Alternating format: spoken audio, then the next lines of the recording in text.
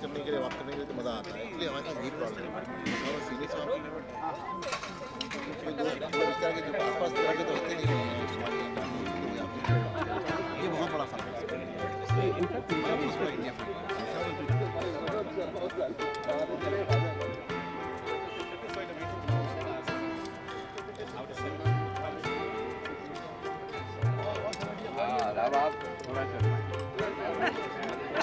बोला यार तुम तो बड़े फिट और पतले पतले क्यों है? तो बोले हम लोग कहाँ जाएंगे फिर?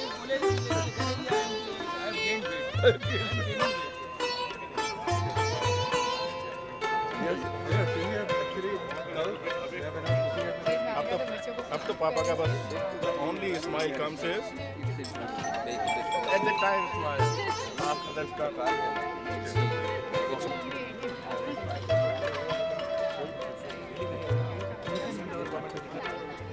We start in modern hours. So we just need to reach out to this guy Rishabh. उसके बाद ही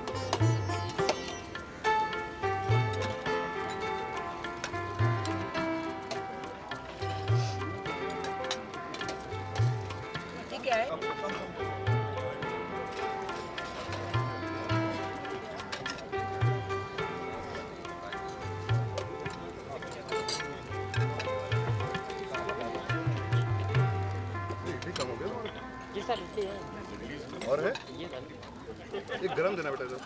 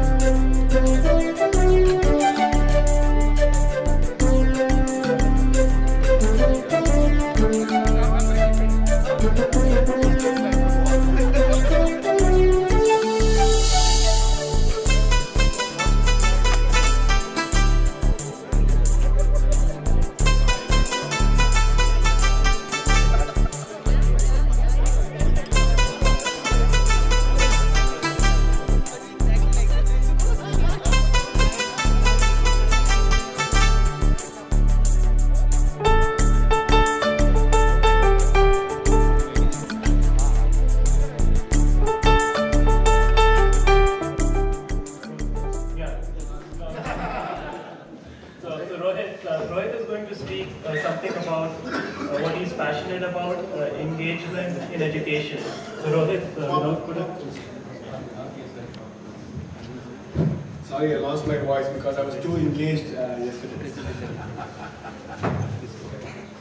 So when Anurag and Sanu, they asked me to talk about something, I thought, okay, what can I talk about here in this distinguished group? And I thought, well, maybe we can talk about engaged learning, because honestly, I don't know about you guys, but I was not very engaged in learning. How many of you were really engaged in learning when you were here? Honestly.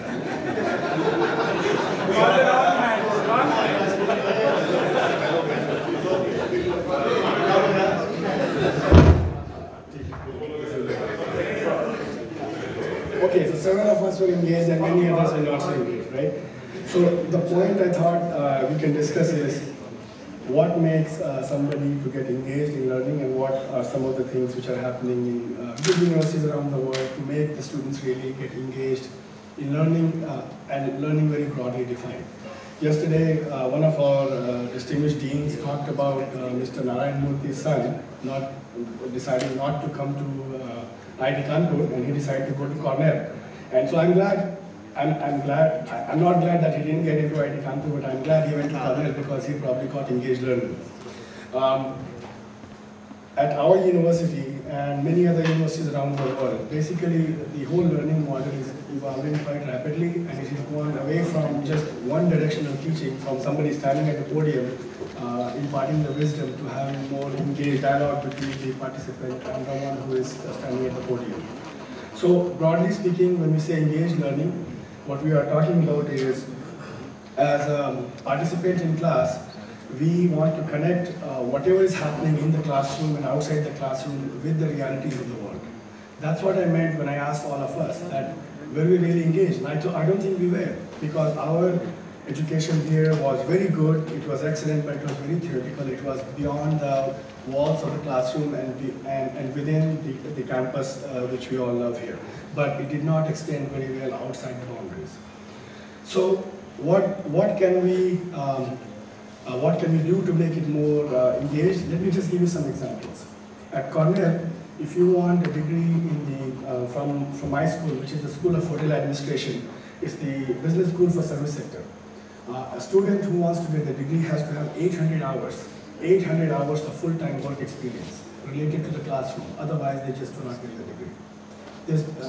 If you don't have the work experience, And if you don't create the formal curriculum-driven report, then it just does not work. That's one example. The other is that most of the courses which are done there are all project-based learning. There are very few classes which have final exams now, which I think we can all relate to. No final exam. Most of them have some projects. We have almost all classes where we have 2 to 3 guest speakers from industry coming in. And there are many classes which are called service learning. These are classes which are supported by the local communities and industry, where they take a specific problem from the region, which helps the curriculum, and it also helps the community. So for example, let's say we want to look at the environmental issues related to waste disposal in Nankari. Well, if a faculty member is willing to create a course project around that particular problem, then we do 2 things. One, we help Nankari solve the problem, and the second, we also get the learning done. So that will be another example. Now, the other thing which is happening to make it engaged is that within class, very rarely professor lectures. You may have heard this term called flipped classroom. I don't know how many of you have heard flipped classroom as an approach. Several of you have. The idea is that in most of our classes now, we don't lecture. Most of my lectures are online to students. And the assignment is to watch me at home, and then when you come to the class, let's solve problems. So that's the idea. Okay, so how does this work? All this sounds good, but it really requires support from various groups to make it happen. The most important one is that first, the university has to be willing to do it. So by university, I mean the faculty, the administration, the staff, they have to be willing to engage in engaged learning. Second, the professors have to create classes so that students can take them. I know all of this sounds good, but if it's not part of the curriculum, nobody is going to take the class. Everybody is busy doing whatever they are doing. And then third, students have to take the class.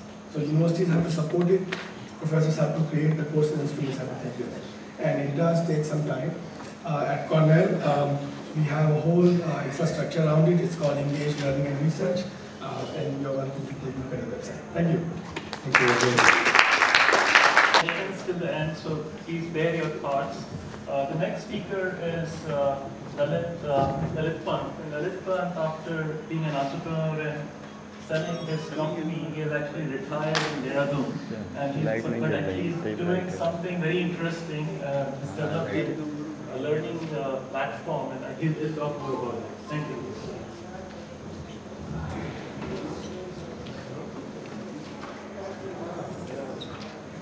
Okay, so I'm going to talk about my learning environment for children called Kojo. The basic idea within Kojo is that children play, create and learn. They play with computer programs, they play with shapes, they play with colors, they play with math, they play with ideas, and then they create things. They create drawings, they create animations, they create games, and through this process of playing and creation, they learn computer programming, they learn mathematics, they learn certain mental skills which I talk about. So that's kind of the general theme of the environment. So let me show you some examples of the kinds of programs that children can write with in Kojo. Starting with something very simple using logo graphics kind of stuff where you have a turtle making a shape. And then putting in more shapes and patterns and colors and transparency of colors and things of that nature. And then moving a little bit in the direction of art, you have the support for multiple turtles and just doing creative artistic stuff inside Kojo. I don't have much time, so I'm just kind of quickly going through sampling of things you can do inside Kojo. So the first thing we saw was just static drawings. Now, and the static drawing stuff was based on logo graphics, but then I had this idea of pictures, and the colors don't look right there. Pictures build upon turtle graphics and give you support for collision detection and animation and interactivity. So for example, if I click on this guy, he's going to go back as an example of an interaction.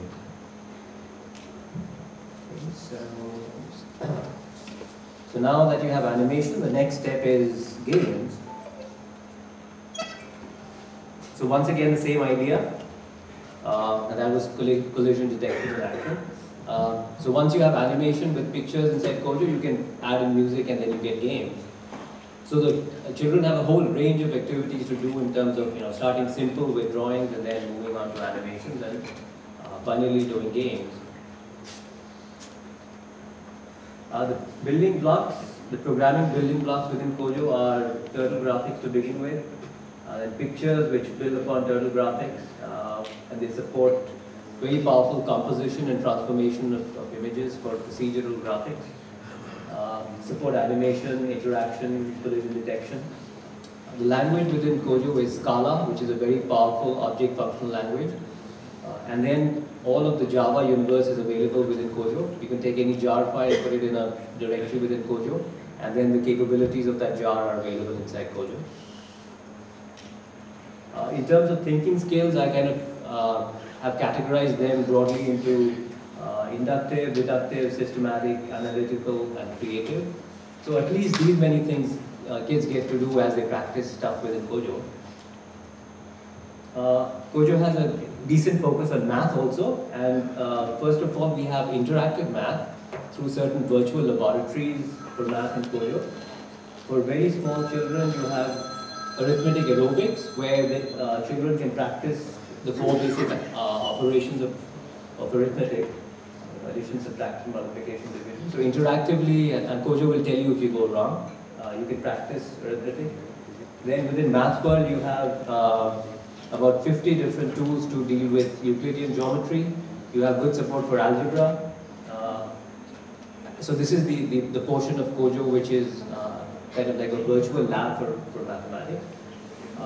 And then you have applied math within Kojo, where as children write programs within Kojo, the idea is that they apply mathematical concepts to, for example, in a drawing they might solve an equation to determine different proportions and ratios.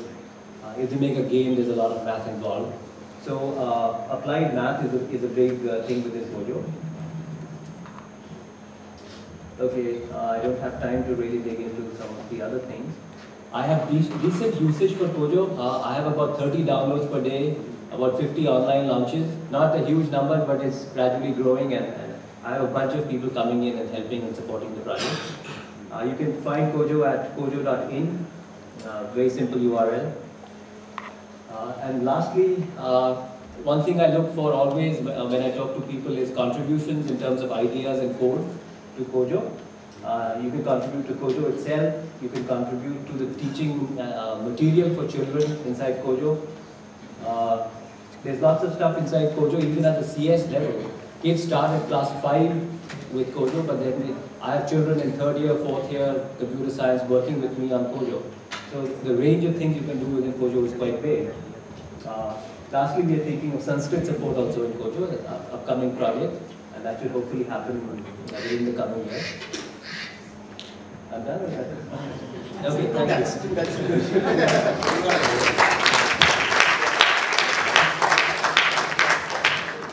Thanks, Lalit. That was very inspiring.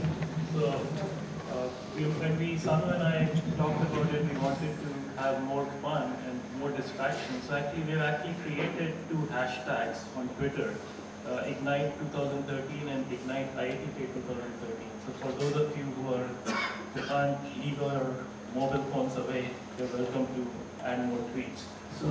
So the next speaker is Manoj Srivastava. So Manoj is actually CEO of Aristotle.com, where he's applying technologies for political campaigns and political. And he'll speak more about it. Thank you.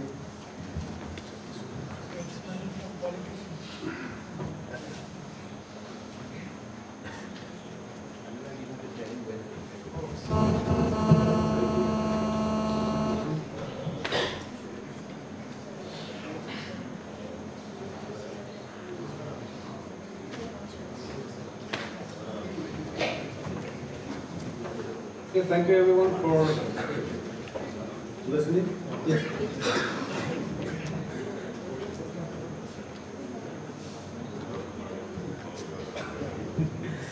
Okay, that was a small announcement of what time match is going to start soon. So as soon as I'm done, you guys can go.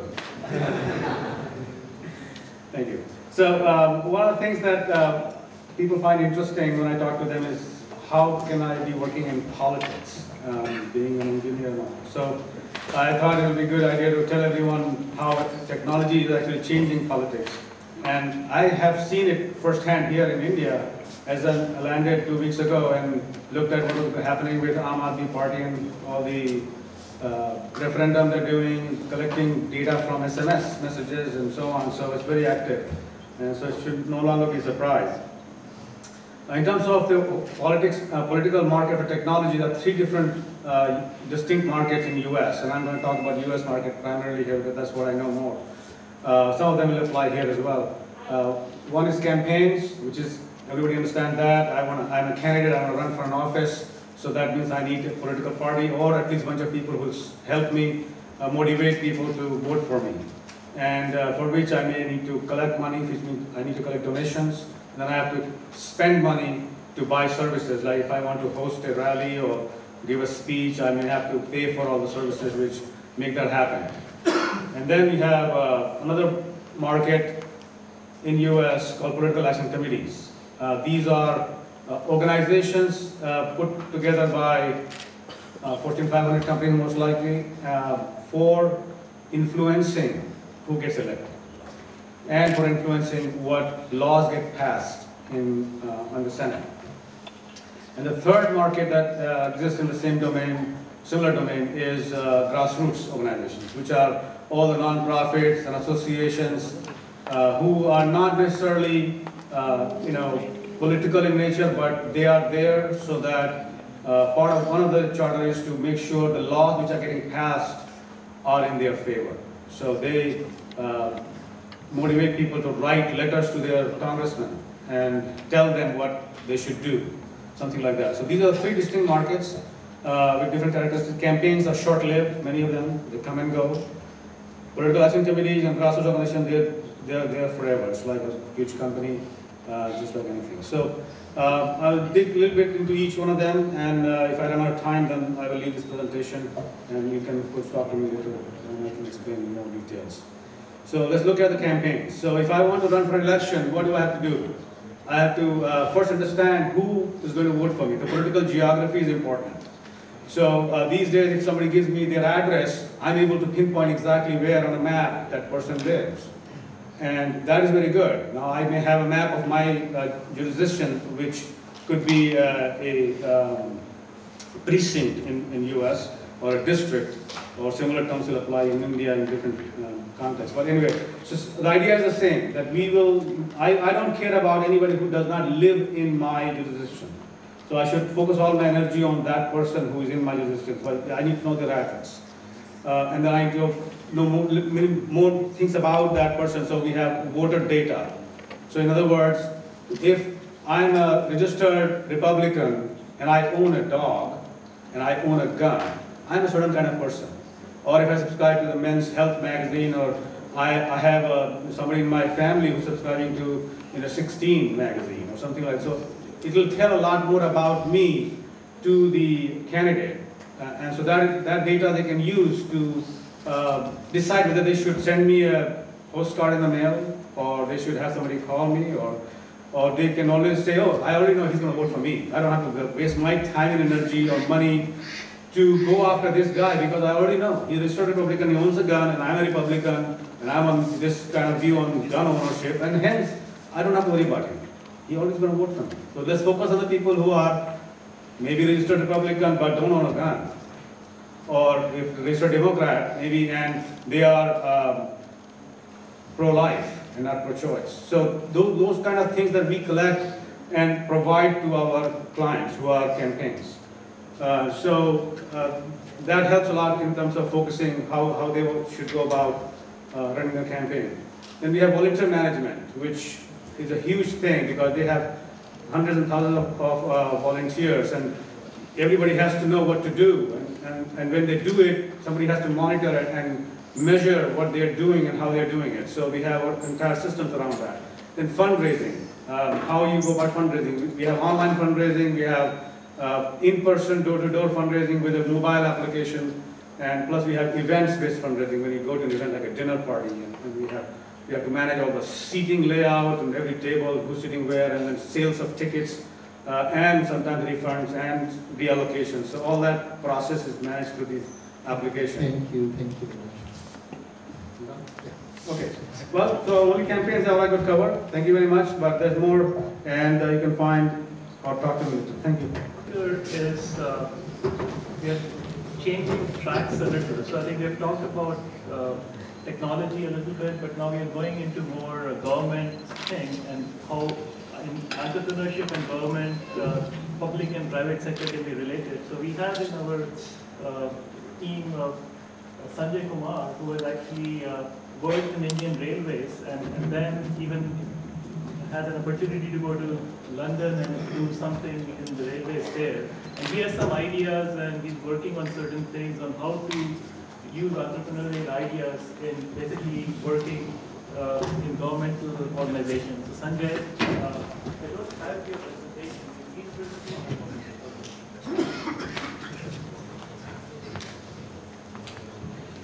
Good morning and thanks for coming here, and it's a very rare opportunity for me to speak to the distinguished people like yourselves. But before I talk about my idea, I would like to tell my background. Partly it is already told by Anurag. After BTech here, I worked for Indian Railways, and then I moved to UK, where I'm working for the UK railway industry. So based on this experience, I know what are the things which needs to be improved in Indian Railways, and I know in which area the UK railway industry does few things in a much better way, and in which area they are lagging behind. So first of all, I'll try to give you a flavor of the size of the two industries. I mean, the UK railway industry compared to the Indian railway industry is very, very small. If you, roughly you can say that Indian railway industry is at least 10 times bigger than the UK railway industry. And so the problems being faced by the two industry is, like for Indian railway industry, the problem is that there is not enough money with the government, and in general, railway industry in India doesn't have enough revenue from its internal sources, so they are dependent on government for any extra investment. So from Indian railway industry perspective, it is extremely important that whatever capital is employed, the maximum value is generated out of it. But if you see the way things, the engineering projects are done, you will find that, or you can make out that the capital is not being employed efficiently. The infrastructure projects, or even small, particularly the small projects, are planned in a very haphazard manner. Their engineering specifications are not good. They are not, the scheme designs are not developed properly, and they do make infrastructure which is not well engineered, and therefore its utility is much lower, its value is much lower. Now, if you go to the UK railway industry, I have found that they plan in a very, very extensive way, in a very, very minute way. They have got a good planning process, they have got good engineering process, and because of that, the infrastructure which they create is much more useful than what we create in Indian railway industry. So it is very easy to sort of copy their processes and sort of use the same processes for the engineering projects within the railway industry. So that is the way we can learn. The second thing is, coming back to UK railway industry, since UK railway industry is very small, and they are, because of historical reasons, they don't have enough technical manpower within that industry. And at this point of time, they have a lot of commitment, a lot of committed funds to the railway industry, and they are facing the problem that they don't have enough technical manpower. And in this aspect, India can help them, because railway industry is railway industry. The railway people here, after certain training and maybe some certain education in some particular area, they can be utilized in a much more productive way in the UK railway industry. So basically, utilizing either I mean, either you can take the Indian engineers, Indian railway engineers to UK, or you can outsource the part of the design process from the UK to India, and thereby you can solve the problem of both the industries. I mean,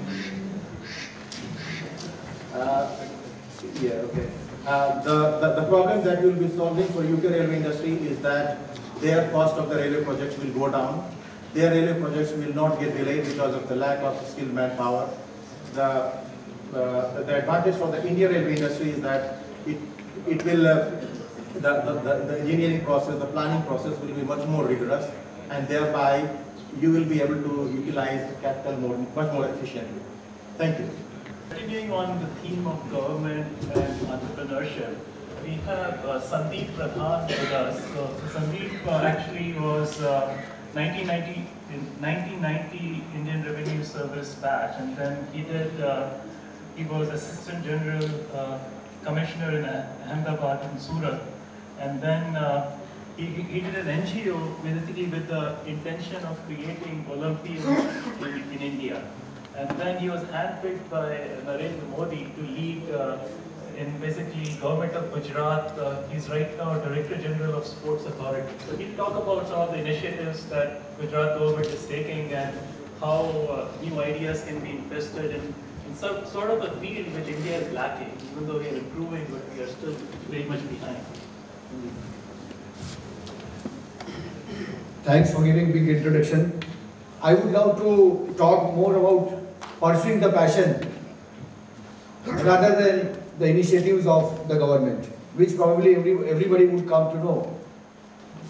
After completing BTech, as I said, I joined Indian Revenue Service, then married to my batchmate from Meerut, and living a very normal and routine life for around 15 years, going to office, enjoying personal life.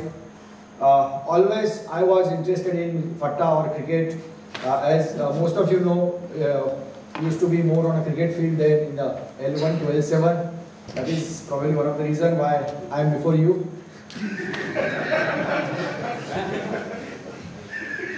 Vinit, I am sorry, but I am a great admirer of all my batchmates in computer science, whom I consider very genius people.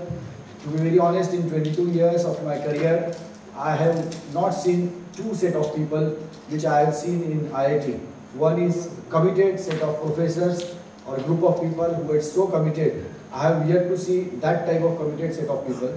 And second category is, of course, genius boys or genius students, which I have seen in IIT, like Vinit or Shirish Yadav or many others, which I have not seen across wherever I have gone. Friends, so pursuing the passion, I think, is what I wanted to talk about. It gives happiness, it gives a lot of satisfaction, and I'm very fortunate that after completing my say 15 years in my income tax, I started organizing a lot of tournaments. That is when I went to Pune and started working in cricket.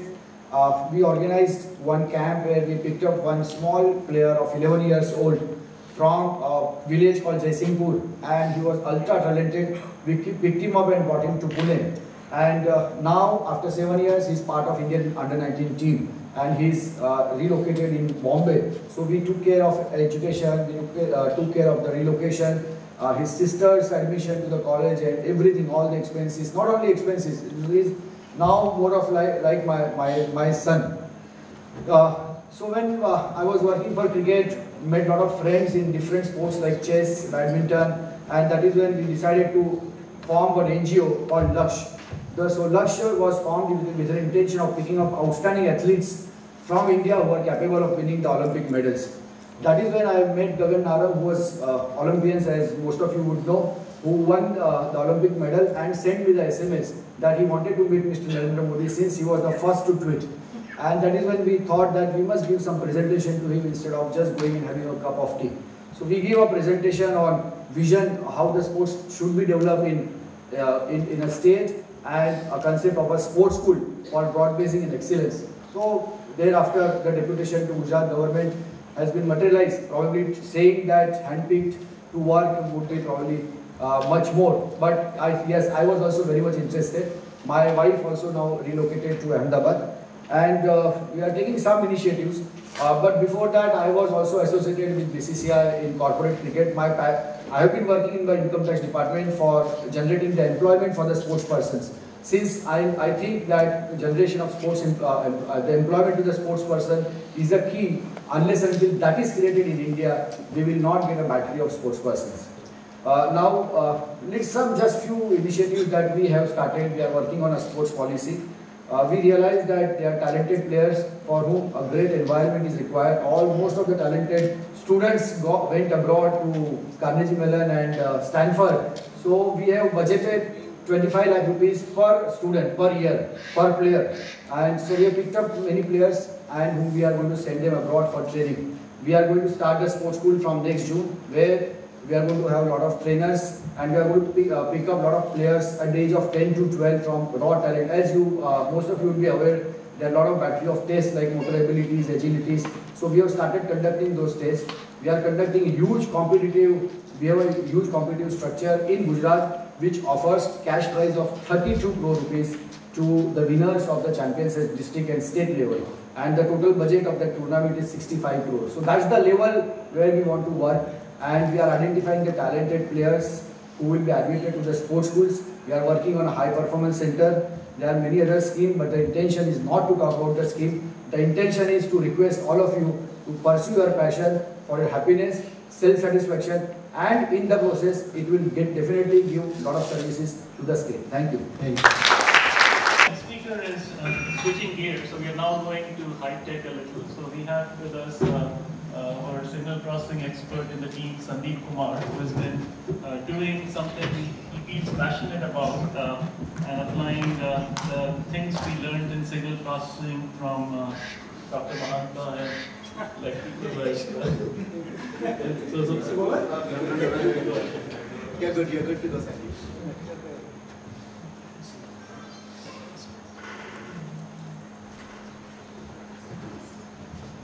Yes, thanks, Anurag.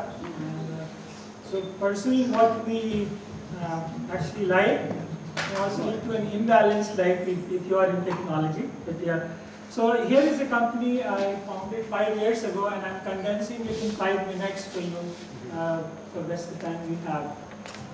So let's just see.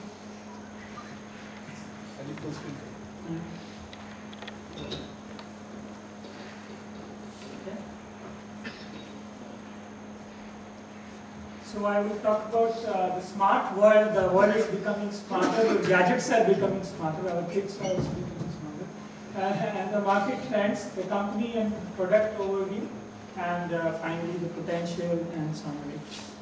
So just to emphasize on the voice aspect first, and then some image processing. So the consumer acceptance of speech apps is growing, and you can see it maybe since last year it has been exploding. So Google has launched its voice search, and you have status updates on Facebook with voice, and WeChat and WhatsApp and Siri. So most people already know it. The kids know it better than us. But yeah. So what's the basic trend here? The human-computer interface is going to the next level. So we have been too much centric on the text and maybe the English text. And now, so touch was added, and now voice has become of age, and then image and gestures, and then a combination of these, and you will have a very intuitive way of interacting with your computer, which could be a very small gadget in your pocket. And every appliance we use will get smarter and will get interconnected. So not necessarily on the internet, but yes, interconnected at home because of privacy reasons. And the technology, this is all the time true. Technology is deployed wherever possible to free humans from repetitive tasks. And that means even robots and drones will come of age very soon. So what is the market trends in voice? So global speech technology is like 20.9 billion by 2015, growing at a CAGR of 22%. The non-English web is already increasing from 61% to 73%. And there is widespread adoption of speech recognition, which is imminent as per the Gartner's report. And message and voice-based apps are growing at an exponential rate. And it's actually a huge opportunity for Indian languages. So most of the foreign companies are focused on English and maybe some European languages. So what are the key growth drivers? It's increasing internet mobile penetration, increasing demand for speech solutions. So many things we do, the voice is more natural as an interface. And increasing demand for voice biometrics, so the ranking 2.0 or whatever. So your voice can act as an authentication. And increasing use for intelligent appliances. So you have smartphones, smart cars, so smart wipers who will sense the rains and start on their own. So I'll just give you a quick one slide, which is like 5 years condensed in one slide. So we started in 2009. The company is fine. You can look it up on the web and get more details. And lots of demos which we can do later. Company name, Voxuma Systems. The name is because Om, like the first word of the universe, we start with speech, but we are not going to limit it to speech, so it's like image processing being added to it. Core team of IT alumni, veterans in speech and image processing, number of patents. So what I'll do is, November 2009 we were founded. By then we had already done a voice cloning patent. So this business plan, so I have the business plan investors here. And so we have added voice SDK, now the vision SDK, and there's the natural language processing, and then the control one. And you can access it through the normal phones, the apps, or the web access. Okay, and this you can, these are the details of the voice SDK, so expressive text to speech. You can think of Instagram for voice cloning. And in summary, internet has revolutionized the way we conduct not just our business but our social life. And Google, Facebook, Apple are leaders of the initial phase only. That's my take. So there will be new companies which will take this space more and more. And we develop innovative apps. And what do I need? So basically, I need MBAs in direct sales, and investors, and developers. Thank you, Sandy. So people can contact Sandy and speak stuff.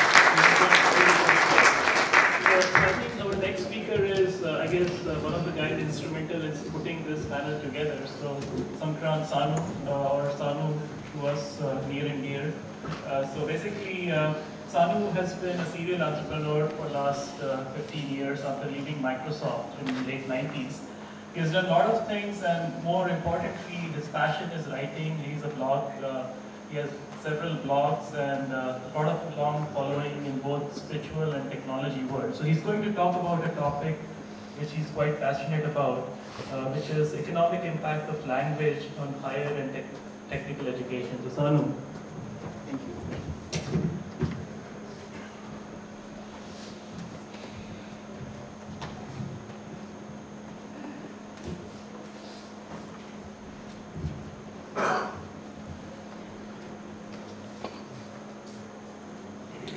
तो हाँ, ये कानपुर का शहर है तो यहाँ हिंदी तो चलती है ना। क्या है कि हिंदी यहाँ बाहर, हॉल के बाहर हिंदी चलती है और हॉल में अंदर आने के बाद हिंदी नहीं चलती। हमारी ये समस्या है। जैसे हम हॉल से बाहर जाते हैं तो हमारी हिंदी चलती है, तो इसलिए मैंने इसको हिंदी में कर दिया। तो एक मैंने एक शोध की थी, और ये शोध साउथ एशियन लैंग्वेज रिव्यू करके पब्लिकेशन है, उसमें पब्लिश हुई थी। ज़्यादातर हम जब भाषा की बात करते हैं और उच्च शिक्षा में और तकनीकी शिक्षा में भाषा की बात करते हैं, तो हम उसको या तो ऐसा मुद्दा बनाते हैं कि बड़ा सेंटिमेंटल टाइप का मुद्दा है या बड़ा शॉविनिस्टिक टाइप का मुद्दा है, कि लोग अपनी भाषा में तकनीकी शिक्षा चाहते हैं। किसी ने इसका इकोनॉमिक एनालिसिस मैंने कोई ज़्यादा नहीं पढ़ा कि इकोनॉमिक इम्पैक्ट क्या है लैंग्वेज ट्रांजिशन का। अगर मास लैंग्वेज जो है, जो अधिकतर लोग बोलते हैं, उससे अगर आप बदलाव करते हो, जब आप उच्च शिक्षा में जाते हो, टेक्निकल शिक्षा में जाते हो, उसका इकोनॉमिक इम्पैक्ट क्या होता है, तो इसके बारे में थोड़ा सा।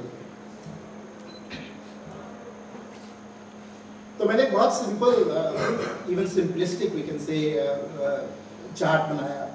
उसमें मैंने 20 सबसे समृद्ध देश देखे, 20 richest countries in GDP per capita. GDP per capita, and I took out the really small countries with populations less than 5 million, so the major countries.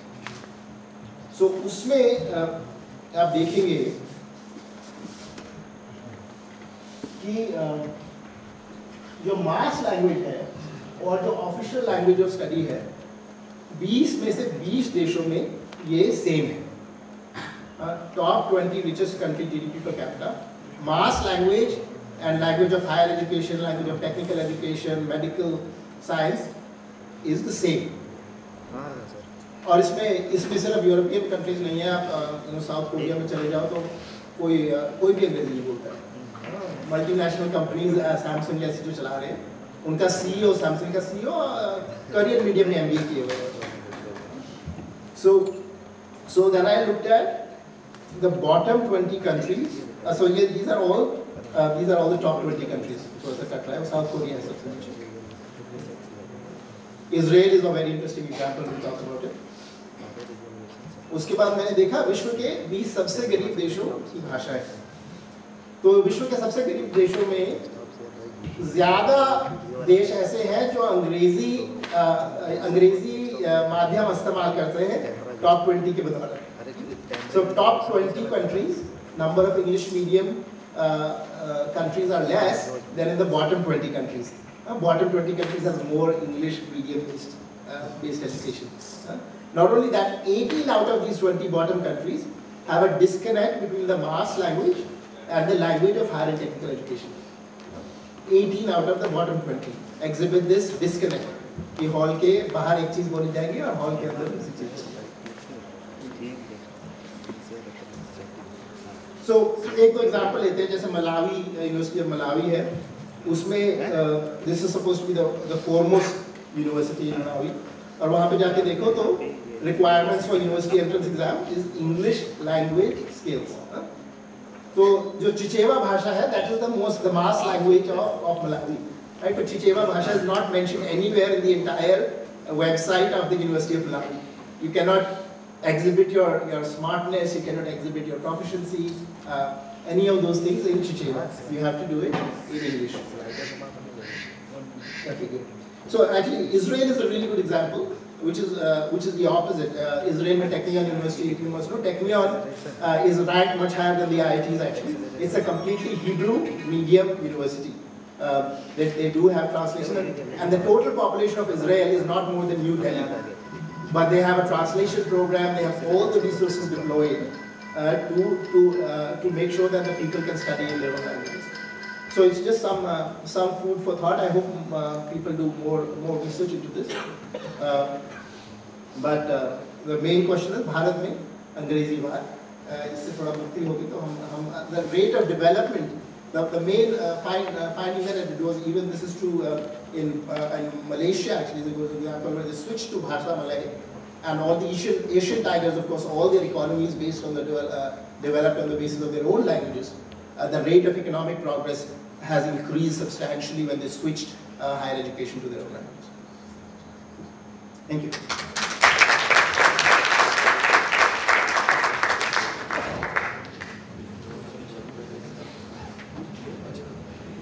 Okay, so we are going to have Anurag.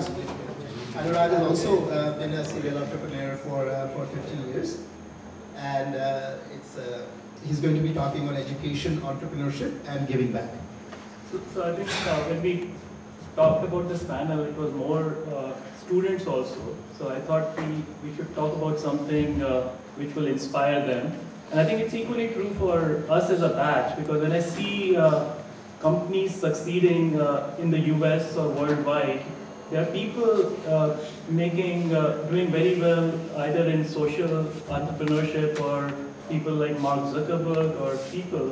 And when you look deep down, I mean, these guys are no better than us. I think we have, as a group, the amount of talent we have is tremendous. And I think the only thing is that we need to connect with each other and probably find ways where we can help each other. So I think that's sort of the passion I have.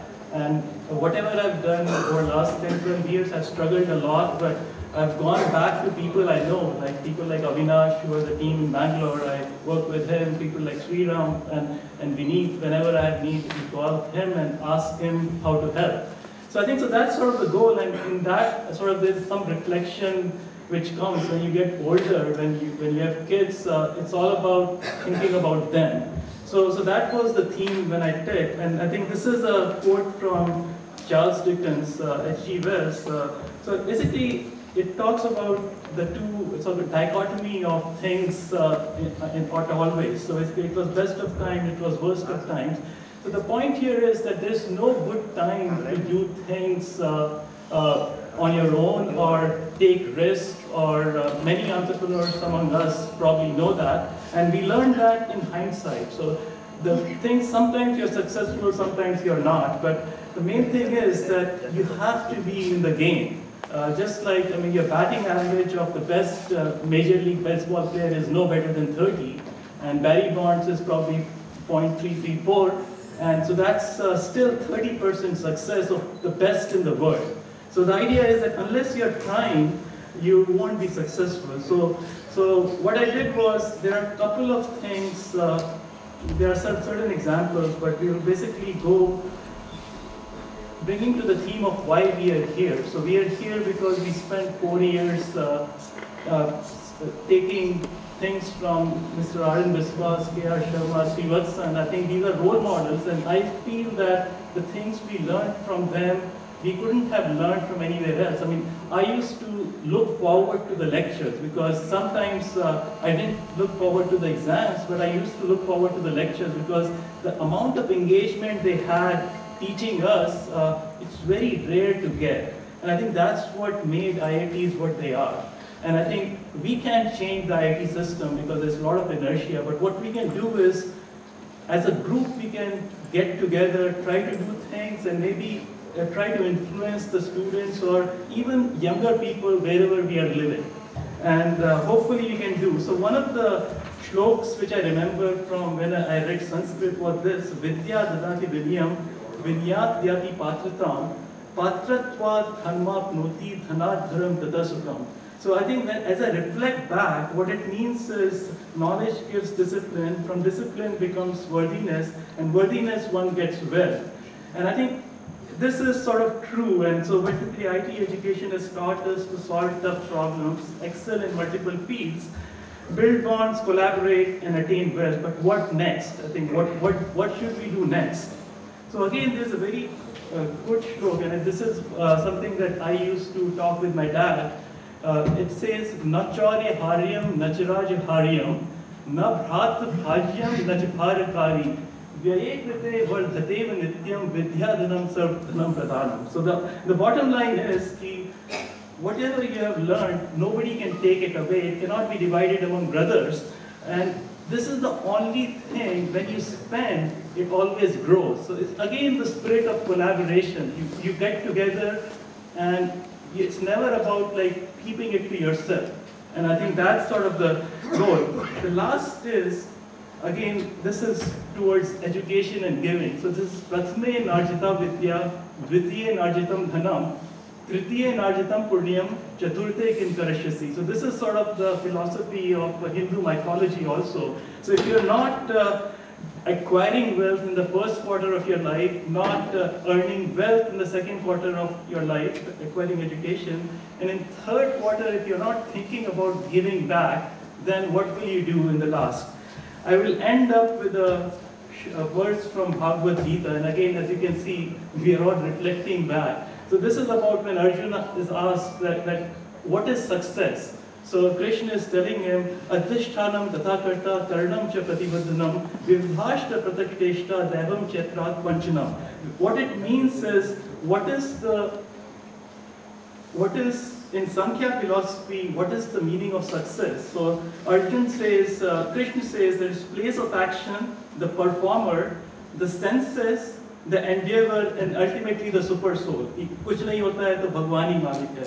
But how do you relate it to entrepreneurship? So place of action, we have Silicon Valley. There's no better ecosystem than Stanford, in one side and all the VCs and Sandy Shore the other side, and you have all the entrepreneurs there. So that's the place of action. The performer is the entrepreneur. You'll have to have the drive from within. The senses is basically the execution or using all that you have learned to basically execute, and also very popular word these days, doing the pivot. Like when things don't work out, when do you change? And the endeavor is obviously the hard work, and obviously luck has to play a part. So that's sort of, and this was written 3,000 or whatever years back when Bhagavad Gita was written. So it's very true, like whatever our verses are telling us, when you think about education, collaborating and giving back, it all comes together. So thank you. Follow their own language as a medium of instruction, but also be slightly misleading as well. Because these countries also, when I look at the list very briefly, they tend to be richer countries, more powerful countries, more imperialistic. And history tells us that they have spread their culture as well as their language to the rest of the world, right? Whereas the countries at the bottom of the list, they tend to be the countries that were ruled by the imperialistic countries. So they could be poor because of those reasons. So there may be some compounding effect going on, apart from just the causal effect that you're referring to. So that's one. The other one is I'm not quite sure how this will work in the Indian context, because we have multiple languages. And in the brief time that I had to think about it, it's not very clear as to how to execute this. Sure. So I don't know if you have any thoughts on this, as to how this could be applied in the Indian context. Sure. I'd love to talk about it. So the first question, which is that a lot of these countries in the list were imperialistic powers, that's of course true. And a correlation, of course, doesn't establish causality. And I am not necessarily implying causality there.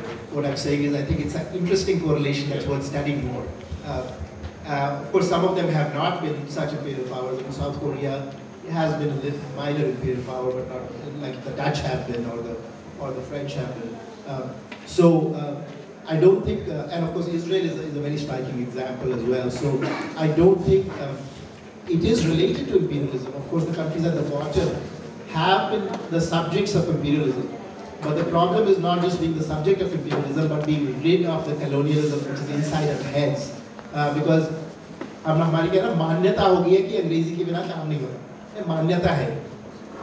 लेकिन when I went to Microsoft Israel, I had a team in Microsoft Israel, and I was very surprised. This is a big multinational software company, and inside Microsoft Israel, all the presentations are in Hebrew.